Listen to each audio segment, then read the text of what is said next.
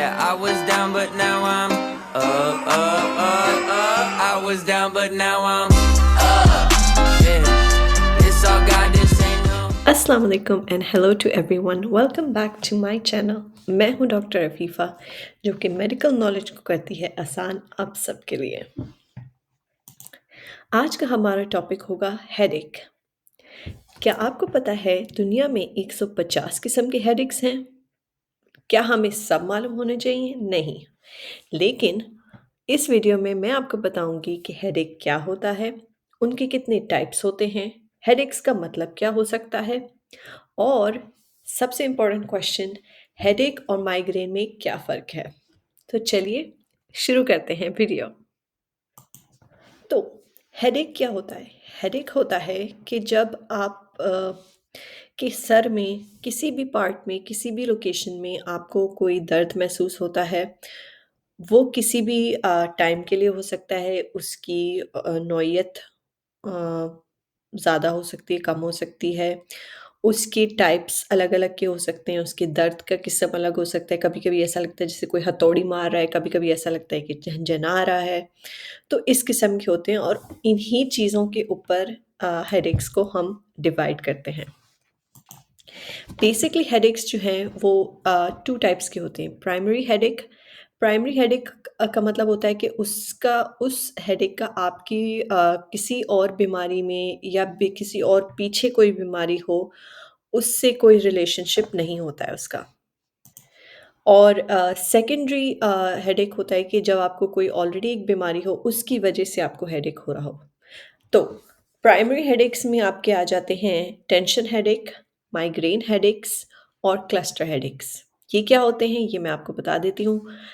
सब इन तीनों में सबसे कॉमन जो है वो है आपका माइग्रेन और उसके बाद आते हैं आपके टेंशन हेडेक और उसके बाद आते हैं क्लस्टर। जो सबसे ईज़ी वाले हैं वो मैं आपको बता देती हूँ, फिर माइग्रेन के बारे में हम आगे एंड ऑफ द वीडियो में थोड़ा डिस्कस करेंगे। तो tension headache second most common headache होता है। टेंशन हेडेक में ये होता है कि जैसे बैंड लाइक, जैसे आपको किसी ने पट्टी बांध दी हो आपके सर के ऊपर, वैसा दर्द होता है। वो आगे हो सकता है, आपके सर के बिल्कुल टॉप पे हो सकता है या बैक पे हो सकता है और ये इस तरह महसूस होता है जैसे किसी ने कोई पट्टी बांध दी हो आपके। तो ये स्ट्रेस की वजह से भी हो सकता है। तो इसके लिए आप जो हैं कोई भी पैराडॉल बहुत कम हेडेक्स के लिए काम करती है बिकॉज़ हेडेक्स बहुत तकलीफ़ देह होते हैं। तो ब्रूफेन आप यूज़ कर सकते हैं, उससे ऊपर की कोई भी दवाई यूज़ कर सकते हैं, तो ये टेंशन हेडेक्स होते हैं। क्लस्टर हेडेक्स होते हैं जो हेडेक्स बहुत क्लस्टर्स में आते हैं as the name says it कि थोड़े-थोड़े वक़्फ़ों से आते हैं। ये मतलब आपको पूरे दिन में 3-4 आ सकते हैं और उनकी नौइयत बहुत ज़्यादा होती है, बहुत पेनफुल टाइप ऑफ हेडेक होता है। तो अल्लाह ना करे किसी को ये हो, बट ये क्लस्टर हेडेक्स कहलाते हैं। माइग्रेन पे आ जाते हैं। हर हेडेक जो है वो माइग्रेन नहीं हो सकता। तो हाँ, इसमें ये है कि माइग्रेन के अंदर एक चीज़ कहलाती है ऑरा।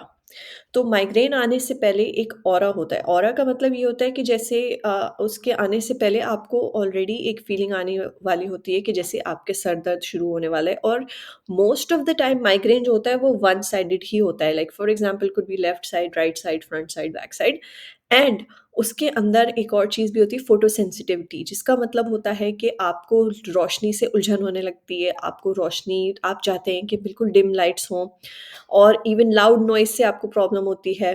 तो ये चीज़ें माइग्रेन में आ जाती हैं और migraine always remember is a genetic disease like asthma and diabetes. तो ये जेनेटिक है और क्रॉनिक है। क्रॉनिक मतलब कि बहुत टाइम, सालों, हफ्तों रहने वाली चीज़। तो ये माइग्रेन होता है। यूजुअली लोगों को हेडेक होता है तो वो कहते हैं मुझे माइग्रेन हो रहा है but that can just be a simple headache. तो do not confuse the two of migraine and headaches. मैं एक और वीडियो बनाऊँगी माइग्रेन्स के ऊपर जिस पे उसकी ट्रीटमेंट एंड ऑल दैट होगी बट राइट नाउ मैं सिर्फ़ चाहती थी कि आपको हेडेक्स के बारे में पता चले। अच्छा, सेकेंडरी हेडेक्स क्या होते हैं वो भी इम्पोर्टेंट है, इसलिए मैं मेंशन करना चाहूँगी क्योंकि समटाइम्स हमें हेडेक होता है तो हमें वजह नहीं पता होती। Now if you are a sugar patient और a blood pressure patient blood pressure patient मैं आपके लिए आसानी के लिए बोल रही हूँ, वैसे हाइपरटेंसिव पेशेंट कहलाते हैं वो जिनका सीवियरली हाई ब्लड प्रेशर रहता है। तो उनको सबसे पहले what they need to do, जब भी उनको सर दर्द हो सबसे पहले आप अपनी शुगर चेक करें, फिर आप अपना ब्लड प्रेशर चेक करें। जब ये 2 चीज़ें कैंसल आउट हो जाएँ कि yes they are normal, then you can think about other reasons कि आपको हेडेक क्यों हो रहा है।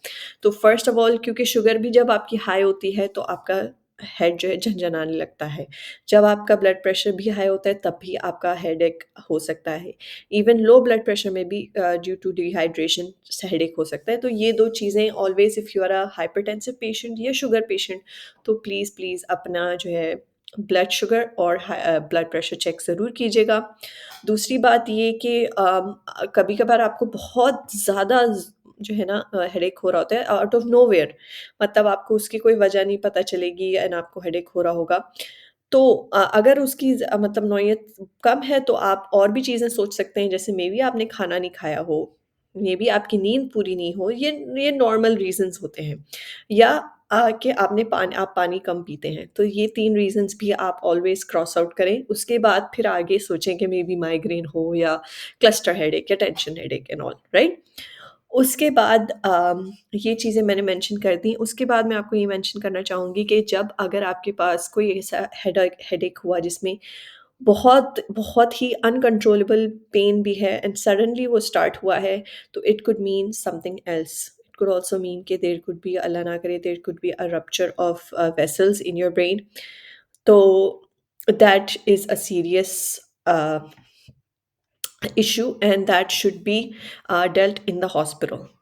अब क्योंकि हम सीरियस इशू की बात कर रहे हैं तो मैं आपको ये भी बता दूं कि what are the warning signs कि कब आपको ऐसी चीज़ें हों कि ऐसा हेडेक हो कि जब आपको हॉस्पिटल जाना ही पड़े। तो उनकी रीज़न्स ये होगी कि जब आपकी हेडेक की नौयत सडन या सिवियर हो, मतलब कि आउट ऑफ नोवेयर आपको इतनी शदीद तकलीफ़ हो सर में कि जिसका आपको कोई वजह समझ भी नहीं आ रही है। आपको जो मैंने बताए उन वो भी सारे रूल आउट हो चुके हैं and still it is severe and uncontrollable, then you must go to the hospital.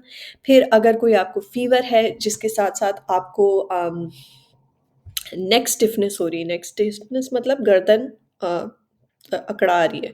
तो it could be, you could have, Allah ना करे, meningitis, so you should also get that, you should and must go to the hospital. फिर होता है कोई एक headache आपको होने लगे जब आपको कोई इंजरी हुई हो या आपको चोट लगी हो सर पे एंड उसके बाद आपको कोई बहुत सीवियर हेडेक होने लगे, तो you should go and go to the hospital. कोई वीकनेस हो, डिज़ीनेस हो उसके साथ-साथ, तब भी you should go to a hospital. या आपका लॉस ऑफ बैलेंस या लॉस ऑफ कॉन्शियस या सीजर्स मतलब झटके पड़े, तब भी आपको with the headache should go to the hospital. अब आप जानना चाहेंगे कि इसकी डायग्नोसिस क्या होंगी?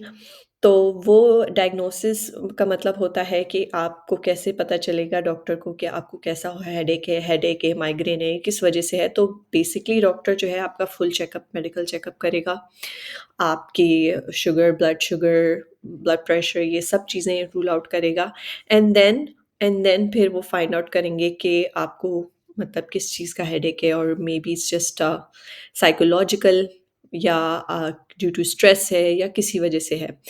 एमआरआई और सीटी भी करवा सकते हैं टू रूल आउट कि अगर कोई एज़ आई मेंशन कि कोई अगर ब्लड वेसल डैमेज हुई हो या कुछ हुई हो, तो वो सीटी और एमआरआई में शो हो सकता है। बट आपको माइग्रेन है या क्या है वो सीटी और एमआरआई में नहीं शो होगी। तो प्लीज़ डू नॉट थिंक कि हम सीटी एमआरआई कराएँगे और हमें हमारा हेडेक या माइग्रेन हमें पता चल जाएगा। Migraine is also diagnosed with just a normal checkup and उसकी सिम्पटम्स जो मैंने आपको बताई माइग्रेन की होती हैं, फोटो सेंसिटिविटी और साउंड से भी इरिटेशन और एक ऑरा का प्रेजेंस होना, ये सब चीज़ें होना is important.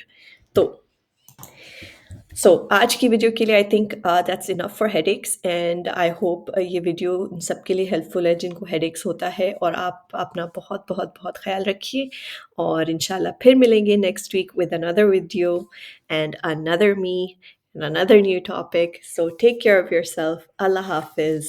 Thank you. Whoa.